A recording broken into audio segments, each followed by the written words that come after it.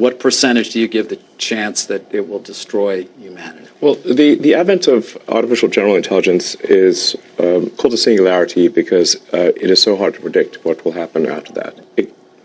I think it's very much a double-edged sword. I think there's a strong probability that it will make life much better, and that we'll have an age of abundance, and there's some chance that it goes wrong and destroys humanity. Hopefully that chance is small, but it's not zero.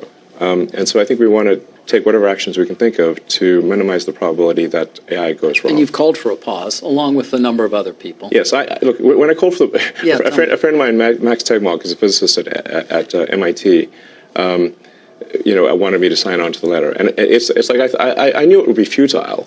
It is futile. It's futile. I knew it would be futile. I just wanted to call it like, it's one of those things, well, for the record, I recommended that we pause. Okay. Did I think there would be a pause? Absolutely not. But you're starting X.AI, I think that's what you're calling it, or some new AI effort. How's it going to be different than OpenAI or Alphabet? This is not the time we don't have enough time, and nor is this the moment to really talk about it.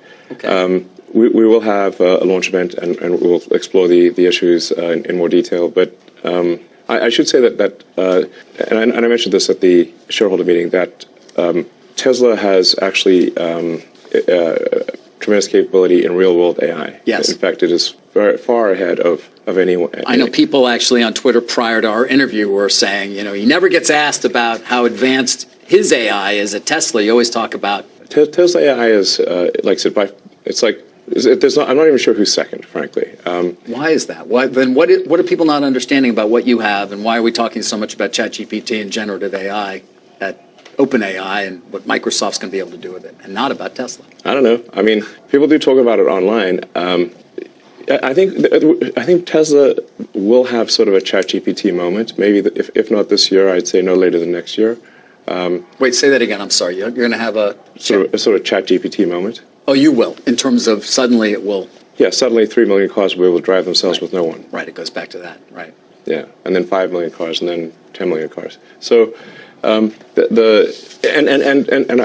also say that if positions were reversed and say, well, in fact, the positions are reversed. For example, Google has Waymo, which is sort of attempting self-driving, and they are able to make self-driving work in a very limited geography with very tightly mapped streets. But as soon as anything goes wrong with those streets, like if there's an accident or a parade or road construction, it stops working. Basically, Google is unable to produce a generalized solution to self-driving that works anywhere. They've been trying to do that for a long time. They've been unsuccessful. Tesla basically has that and is far more advanced than Google. Yeah. And so if the positions were reversed and you said, okay, Tesla's got to produce a large language model that has output equal to or greater than ChatGPT, or Microsoft OpenAI has to do self-driving, and we flip the tasks, Tesla would win.